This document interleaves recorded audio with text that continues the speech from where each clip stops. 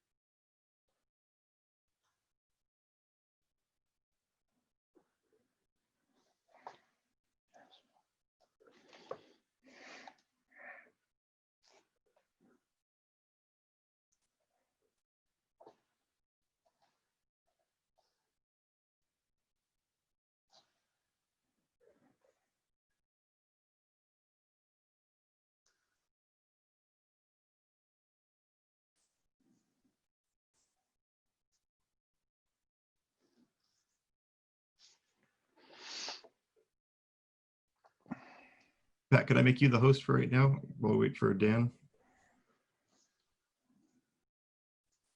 Or Donna, would you like to? Sure. Okay. Oh, we got Dan. Dan's in it. All right.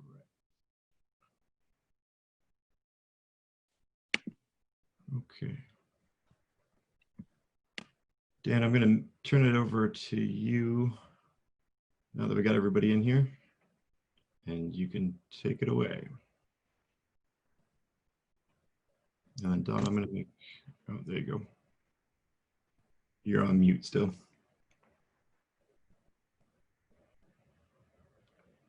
Dan, you're on mute.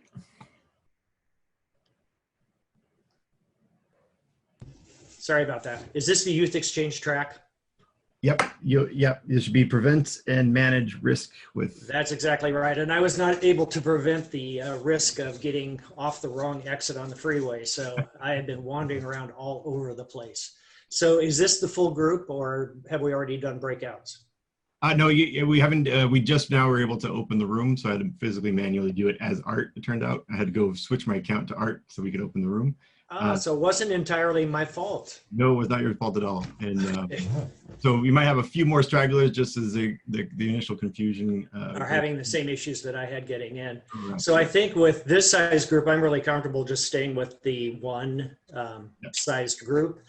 And I really do appreciate your patience in this, because it's been kind of this is brand new. So we're working on a new way to avoid a lot of travel and a lot of all the other risks that can go with in-person meetings, but it's new. So as I experienced my own glitch, so we'll let everybody be graceful about the whole thing. But what I would like you to do is, if you haven't done it yet, on your own little postage stamp photo of yourself there, if you put your cursor over your picture up on the right-hand side, you'll see a mute button, but you also see three little dots next to that. If you click on that, what I would like you to do is go ahead and, after your name, if you haven't done it yet, put in your district number.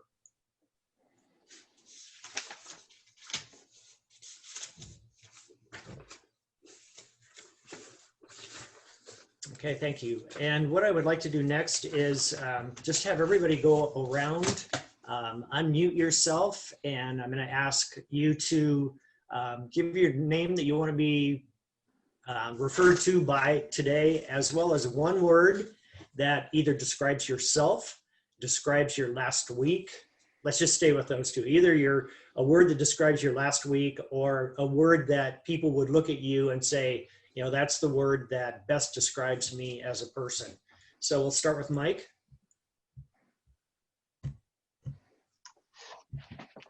So it's Mike, and I suppose the word would be scattered. I like that. Okay, and Paige? Hi, I'm Paige, and I think I'll choose positive for my word. Thank you. Pat? Hi, I'm Pat. There's several words I could choose for my last week, sorry, but I guess I'm going to choose productive. Excellent. Todd? I'm Todd. Yes. And Donna? Good morning, everyone. I think my word would be engaged. And Rick?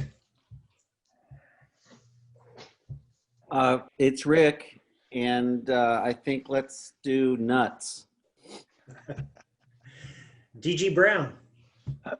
Good morning, everybody. This is DJ. My word would definitely be challenged for this week. And Nancy? Nancy Galbraith, District 5470. My word would be adventure. Okay. I'm not seeing any arrows on the side, so it looks like this is the group. Have I missed anyone? Okay. What I was supposed to put up while I was wandering around cyberspace was a screen that talks about not only who I am, but what the question is. So I'm Dan Converse. I'm the District Youth Safety Officer for District 5110 in Oregon. And I've also been the chair of the Youth Exchange Committee in our district. And my background was basically juvenile justice management. So that's kind of how I came to be concerned about risk in youth exchange programs. So the question, and it's kind of there's two different questions, and we're a small enough group that I'd kind of like people to spend just a minute thinking about how they want to answer the questions of, for one thing, how do we reduce risk in youth exchange? The question said, how do we, I think, eliminate it? I think that's impossible. What we do is we manage risk rather than eliminating it. And then the other question I would like you to think about is, what do you see as some of the biggest risks in youth exchange? I also need somebody who's willing to record this. I can see that with a hand. Okay, thank you, Todd. And then I also need, I'm not really too concerned about timekeeping. We have a half an hour at this point, so we'll need to move through things fairly quickly, but I don't think we actually need an alarm clock and somebody making big issues, unless somebody wants to over talk, which could be me, and just wave and I'll stop. So we also need, not only do we need I think we've assigned Todd as the recorder. And I think since we're not on breakout groups, I think that's going to be good enough, because then we can share that with a larger group after the session is over. So if somebody could, though, kind of just keep track of when we're 5 minutes away from the end of our session, which I believe is 10:15. Correct?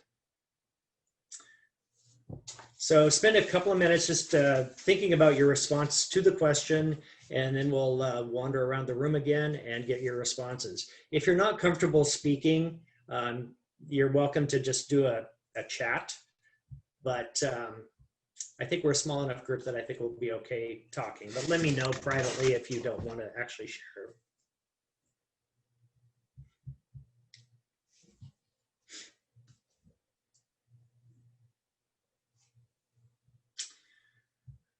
We're Rotarians. Nobody's afraid to speak. I kind of, when they were talking about this in the preliminary sessions, I essentially agree with that. Mostly it's a question of getting us to be concise and let somebody else interrupt. And as long as we don't have any past district governors, we should probably be okay and not be extra verbose. Well, and I misspoke with DJ because I looked at that and read it as a DG Brown. So I thought she was actually a district governor. Okay, with a thumbs Definitely up. not. People ready? Uh,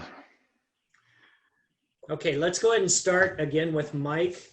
Tell us which question you're answering and give us your response or responses. Well, I hope you're not going to be terribly disappointed, but I don't think I have any answers. Okay. I have questions. I'm the youth service chair for my district, and I haven't actually worked in youth exchange. I just recognize that that's an area of exposure. And in my district, the youth service chair is also the district youth protection officer. And I don't have background there. So I'm looking to pick up as many pointers as I can here. Excellent. Seems to me one of the big components must be, but you guys are more expert than me, must be just being in constant contact with the exchange participants, the families and the students who are involved. Somebody's got to be checking in and taking a temperature. Okay, I think we'll come back to that because I think this is an opportunity for people with experience to share what's happened in their districts and how they deal with those exact questions. Paige? So I was an exchange student this past year 2019-2020. And Donna is my mom, and she is involved in Rotary Youth Exchange in District 5495. And so I kind of have experience with some of the things that other exchange students go through and some things that I experienced. And I think that it's really important to educate the youth on their country and the host country that they're going to, and some of the risks that might be particular to those countries, and also in the cities and towns that they're going to. So whether that's the responsibility of an adult figure or counselors, or the youth exchange student, it's a little bit of both in my opinion as well. Thank you, Paige. Could I follow up? Just where did you go and did you have to come home early? I went to Austria. I was in the south of Austria, and I was actually near the border of Italy when the whole virus broke out. But I was able to stay the whole year. So I returned July 19th. So I did get to complete my year, and I'm super grateful for it. Not a lot of people got to do that. So we'll come back to that because you are the expert. Pat. Hi, everybody. So I am the chair of District 58 Youth Exchange Committee. And along with that role, I feel that I am very responsible for the safety of our youth. I think it's really so important, as Paige said, to educate the students. So we need to be prepared. We need to educate our students. We need to educate our volunteers. I feel it's important for everyone to have a clear and concise crisis and management plan, and to be able to follow through with that quickly if needed. We have had a few crises in our district over the years. So I'm looking forward to what everybody has to contribute here. Right. I think we could probably grab a topic and stay on that the whole time. So we're probably going to be touching mountaintops right now rather than doing much deep diving. But that will be kind of where we go for other sessions. This is more about sharing than it is about training. So this is a first step, but we could talk for a long time on all of these. Todd. Yeah, Todd Fisher, Boise, Idaho. I'm currently the District Rotary Foundation Chair for our district, but I've hosted 5 exchange students and have been an inbound counselor. My daughter was an outbound exchange student, and I just love the youth exchange program. I was also the chair of our RYE committee for 6 years, so I have a nice comparison between the youth protection we did at RYE and with Rotary Youth Exchange, and I'm actually surprised at how different they are. That part was quite surprising. So from my perspective, some of the challenges that I've personally encountered are perhaps not vetting some of the host families as well as we could have. And I think the only really good way to do that for the types of problems we've had, like just one of them was just an incredibly mean host sister. Things like that. Those are a little bit hard to pick up on. And I think it's really finding people who know the family well that you can trust to give you honest answers. Thank you. Let's see, moving. The joy of Zoom is sometimes people move around. Donna. Well, I think this risk could be three different parts. I think it could be the risk of the students rule breaking. I think it's the risk of crises, and I think it's the risk of youth protection as well. So I think there's many multiple facets when we're talking about this question. But I think the key is obviously training, but also communication and repeated communication throughout the year. We don't just talk about these things at inbound. I think we need to reiterate and re-communicate you know, who the youth protection officer is, what the policies are, you know, obviously what the Ds are throughout the entire year as the year moves along, not only with the students, but also with the counselors and then also with the youth leaders. Thank you. Rick.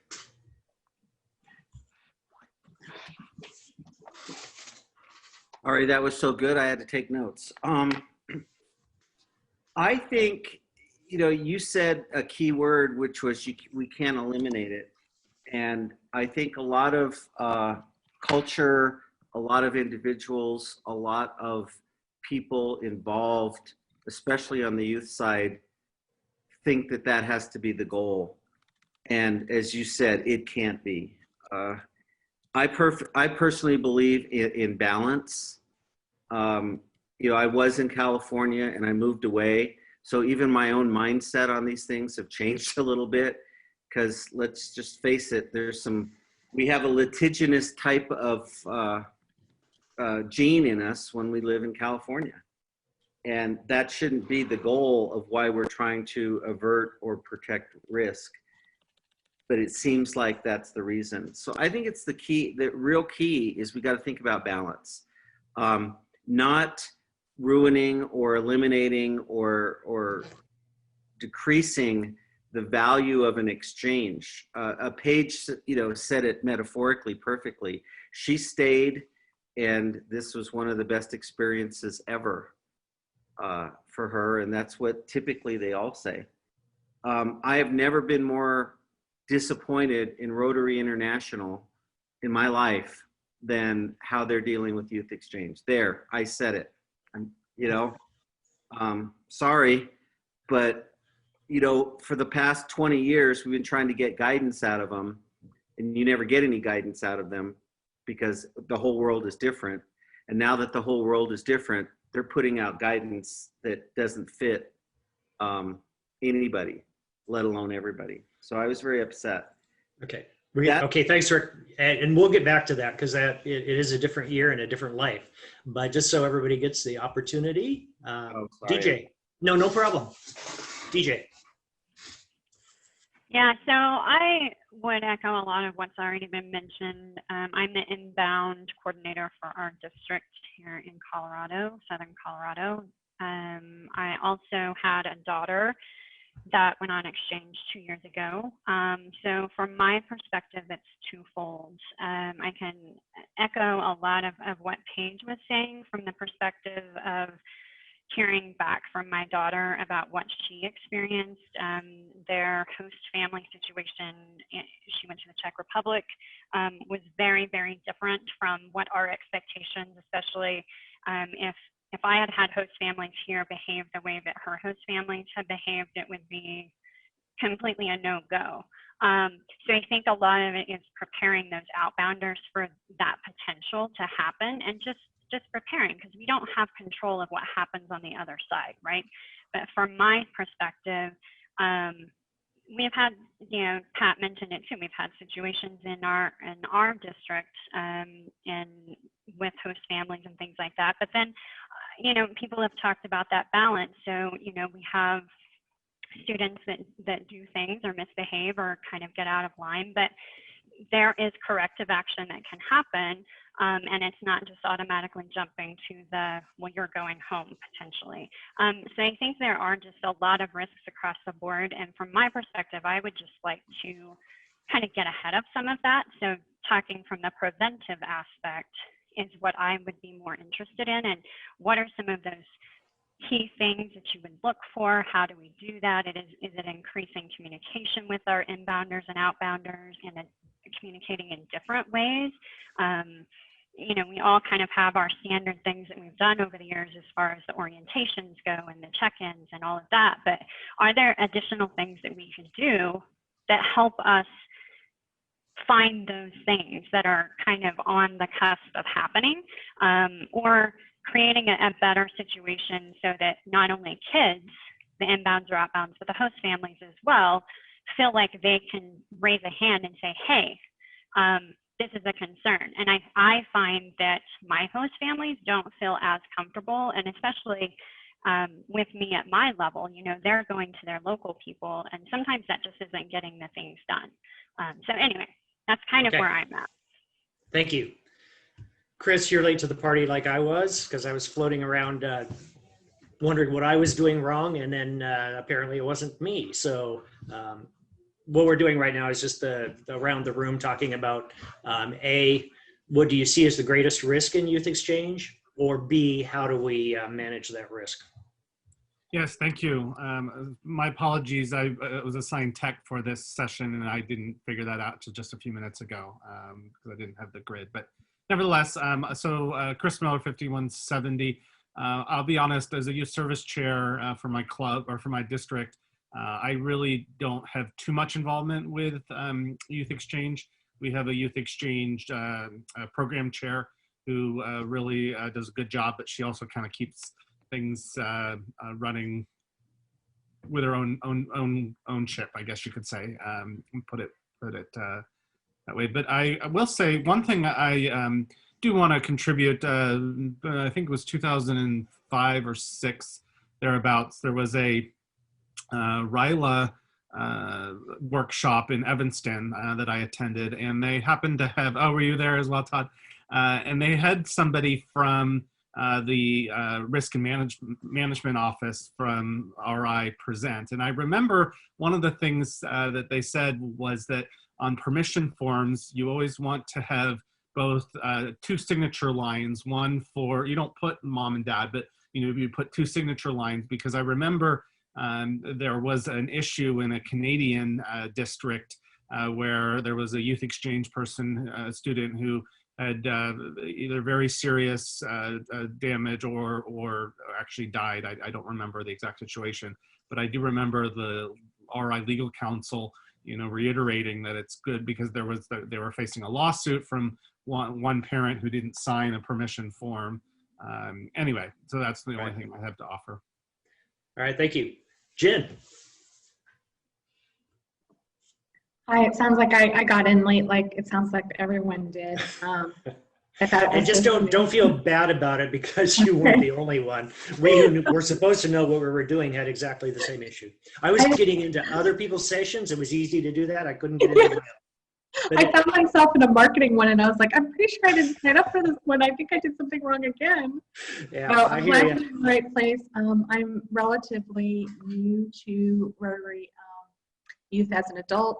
Many years ago, I was an exchange student. So I'm here to learn. Okay, thank you. Nancy.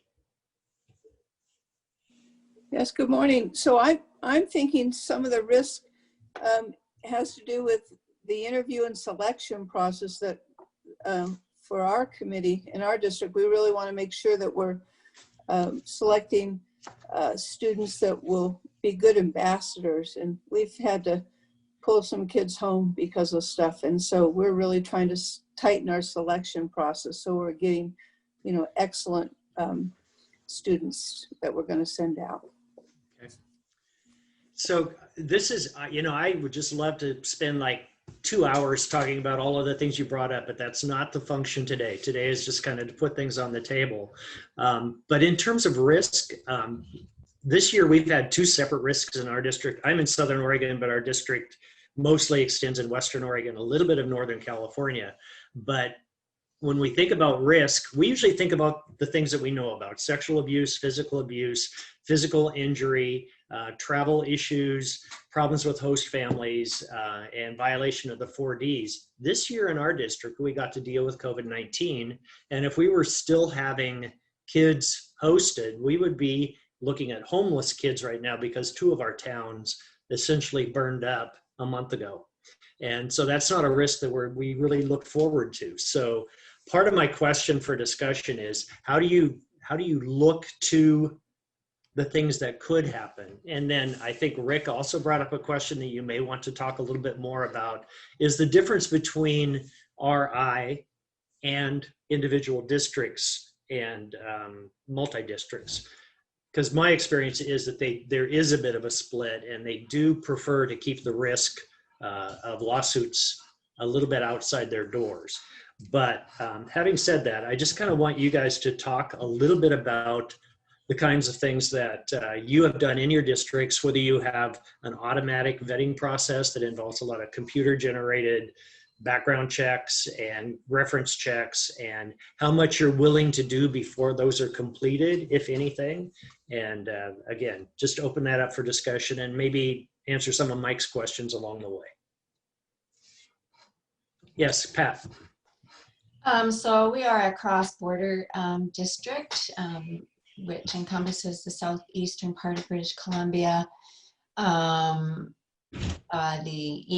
northeast of Washington, and northwest of Idaho. So we do, for our volunteer vetting, they are required to undergo criminal record checks. In the US, that is done automatically through Verify. And in Canada, the individuals have to go through the Justice Department to have those done. And then along with criminal record checks, we have a fairly extensive mandatory training program for all of our volunteers. Thank you. Paige, would you mind sharing and then I'll get to you, Rick. Paige, would you mind sharing what training you went through? How many sessions did you have? What kinds of things were covered? And do you feel like it was adequate? So I had a couple different experiences with training. So we had our orientation, and I also attended RYE, that's mandatory in our district when you're going outbound. So we had some of that in there as well. But I think a lot of it has to do with knowing the responsibility that comes with independence, which I think a lot of kids aren't prepared for. Right. So as far as like in Europe and in Austria, my experience was that when we had our trips, we had one to Prague, Dresden, and Berlin. We were taken to these cities and they're like, okay, you have 6 hours of free time. Do whatever you want. Meet back at the hostel at 9 p.m. And that would never happen here. Like in my experience with our districts, that's not necessarily a thing. And there's not so much guidance as far as that goes. So kids need to know what to do in these situations, especially dealing with language barriers as well. So who do I talk to? Because a lot of older people don't speak English. So going to the younger people if you need help is important as well. So things like that, I think, could be a little more talked about as far as in the orientations. Right. And I think one thing do you all know what the 4Ds are? No drinking, no driving, no dating, and no drugs. There are times that I've felt like people say those with a little bit of a wink, wink. We have to say this, but we don't really believe it. And I think that can get people into trouble. Because I think we do need to be fairly direct about that. We do talk about cultural differences and even literally age for drinking differences. And we recommend that our parents sit down with their kids before they go and say, you know, this might be what the law is, but this is what our expectation is. This is what you need to do in these kinds of situations. We have like 4 or 5 training sessions in our district, and they're pretty extensive. Chris? No, I'm sorry. I was talking to somebody else. Got it. Okay, I just saw your lips move, so I thought maybe it was for us. And Mike, we only have like 4 more minutes before we kind of need to wrap, but do you have a couple of specific questions that these people could help you with?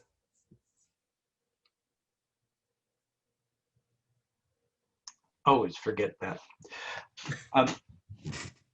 I think that one of the big things is a request from actually our RYE chair, who wanted to know if there was anyone who had a specific plan for, how did she put it?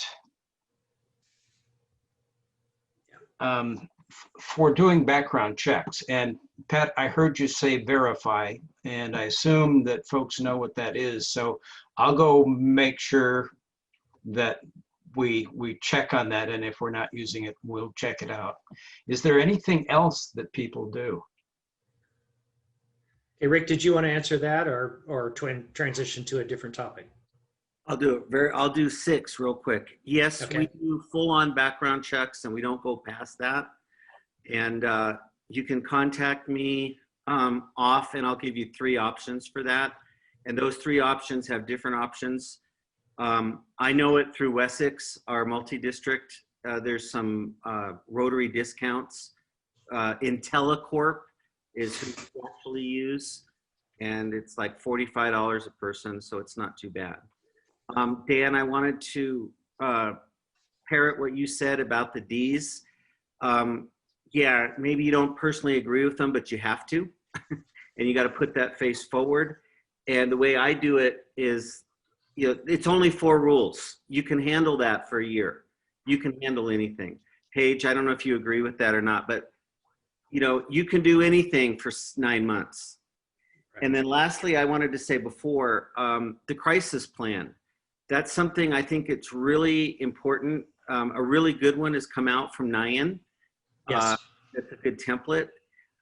I poo-pooed that. I was, you know, here's another thing that we're going to do and throw on a shelf and not. But when I read it, that is going to be a really good tool. I've changed my attitude about that, and I'm going to embrace it, make it personal for our district.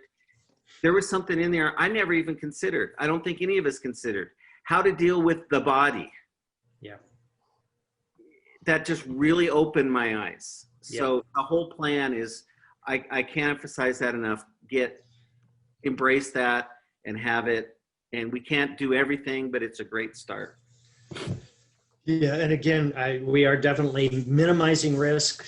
We would love to eliminate it, but it's just doing due diligence on the front end. Our district actually adds a 5th D, and it's don't do dumb things. Okay, Rick, were you our recorder? Who recorded? Okay, sorry, Todd. Do you want to just quickly summarize in a couple of minutes what we talked about? And again, we're just, you know, it's not an organized plan. It's just what kinds of things stood out. Yeah, I'd say that's nearly impossible because it was really a shotgun all over the place. Right. You know, if I was to wrap it up, I think probably the most important thing is to make sure everybody in this group has a way of contacting each other. I think would be a really good start. So when Mike has a specific question, he has a way to get hold of us. So I'm hoping that's part of the outcome of today, that we get the contact information with each other. I think the ones that really stood out. I'm just going to do a quick interruption on that.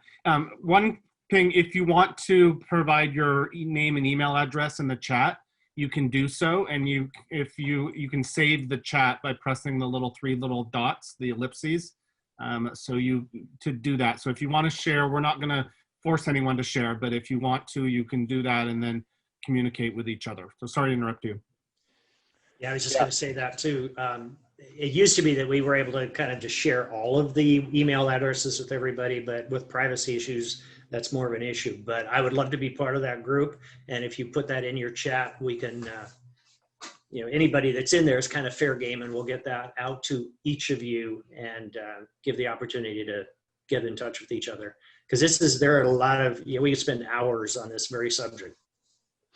So I think to get to the summary, I think making sure you have a crisis management plan came up again and again. So that is one that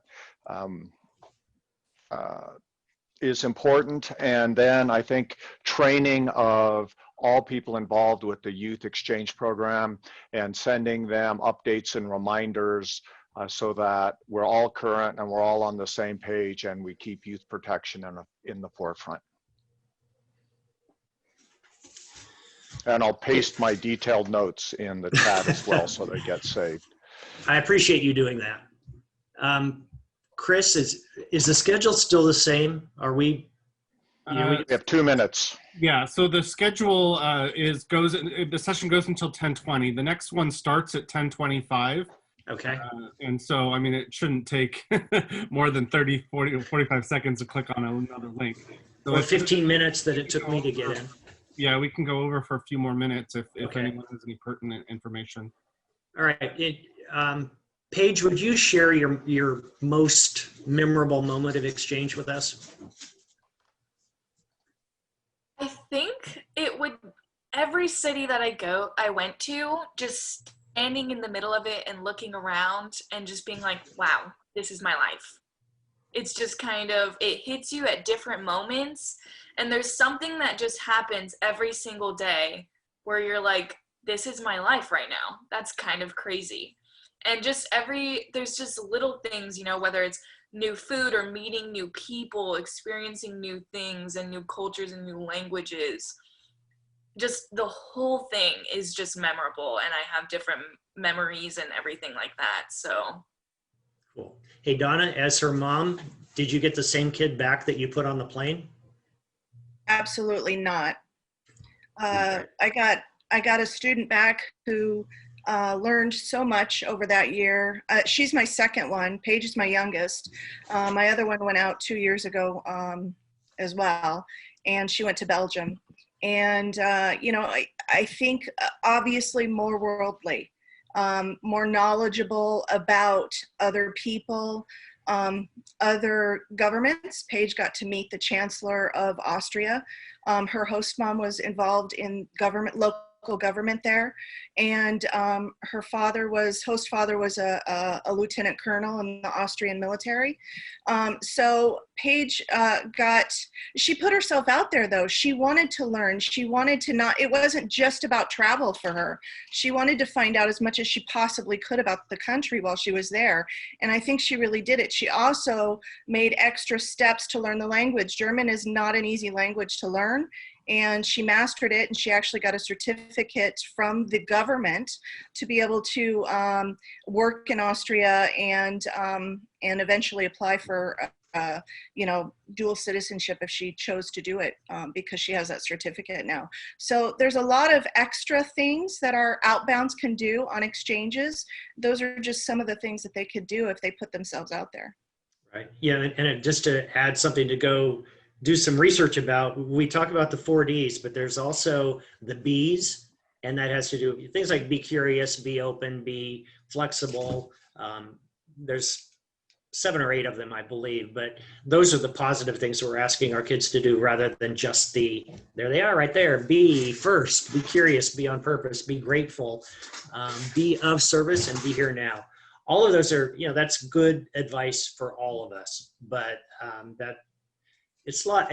I much prefer to tell kids to go have a good time and this is how you do it rather than those cautionary notes. But again, we're talking about risk. So that has to do with what we do as hosting districts, as hosting families, as host parents. Safety is a huge, huge thing because, what Rick, I think, mentioned, we literally have to talk about bodies, and none of us ever want to be in that situation. So everything we can do to prevent it is what we need to do. I so much appreciate your time and your flexibility because obviously as a host, I was late to the party and didn't even get my initial screen up. But anybody have any last words before we kick off to the next session? And Chris, my understanding is we can just stay here to move into the second part of this track. You muted? you need to make me co-host, and then you can depart because I will be the tech and stay unless you want to stay for the next session. But as long as you make me co-host, you are welcome to do whatever you want, Dan. And that's well for everybody else. If you want to go to another session in Youth Exchange or Interact RYE, you're welcome to do so. Or you can stay here, and it will be guarding against early returns is the topic for the next session.